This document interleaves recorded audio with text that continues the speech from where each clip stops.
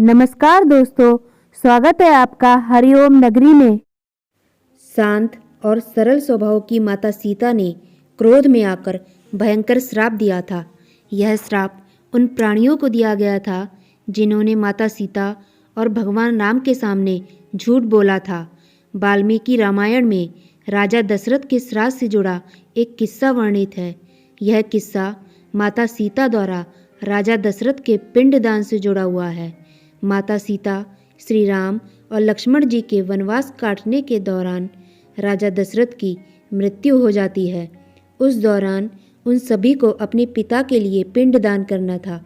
पिंडदान के लिए वह तीनों गया के फल्गु नदी के तट पर पहुँचे। पिंडदान की सामग्री को जुटाने के लिए प्रभु श्री राम और लक्ष्मण नगर की ओर चले गए। दोपहर हो गई थी, लेकिन दोनों में से कोई भी सामग्री के साथ श्राद्ध के स्थान पर नहीं पहुंचा था। तब माता सीता ने निर्णय लिया कि उनके पास जो भी सामग्री मौजूद है उसी से वह पिंडदान करेगी। तब माता सीता ने फल्गु नदी के तट पर राजा दशरथ का पिंडदान कर श्राद्ध कर्म की विधि को पूर्ण किया।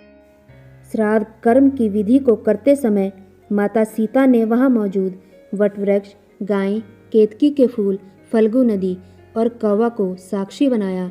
जब श्री राम और लक्ष्मण लौटकर आए तब माता सीता ने उन्हें पूरा वृत्तांत बताते हुए श्राद्ध पूर्ण कर लेने की बात कही। श्री राम ने माता सीता से श्राद्ध कर्म पूर्ण और विधिवत रूप से करने का साक्ष्य मांगा। माता सीता ने साक्ष्य के रूप में वटवृक्ष, केतकी के फूल, फल्गु नदी, गाय और कौवा से प्रमाण देने के लिए कहा। पर श्री राम के क्रोध को देखकर चारों ने श्री राम के समक्ष झूठ बोल दिया और गलत गवाही दी। केवल वटवृक्ष ने सारी सच्चाई बताई और माता सीता द्वारा राजा दशरथ के पिंडदान की बात स्वीकारी। इसके बाद माता सीता ने राजा दशरथ का स्मरण कर उनसे ही अपने सत्य का साक्ष्य देने को कहा। राजा दशरथ प्रकट हुए और उन्होंने माता सीता के पक्ष में उचित और सत्य बोला।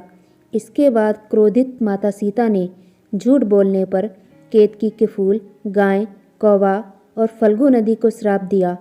कौवे को लड़ झगड़ कर खाने का श्राप दिया। गाय को श्राप दिया कि घर में पूजा होने के बाद भी गाय को हमेशा झूठन खाना पड़ेगा।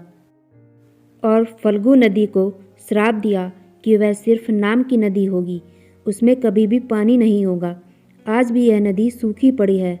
और केतकी के फूल को पूजा में वर्जित होने का श्राप दिया।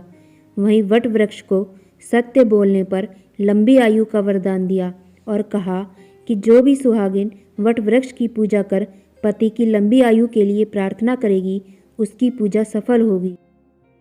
और अगर आपको ये जानकारी पसंद आई हो तो वीडियो को लाइक, शेयर और सब्सक्राइब जरूर करें और बेल आइकन को प्रेस करें, जिससे आपको हमारे आने वाले सभी वीडियो का नोटिफिकेशन मिल सके।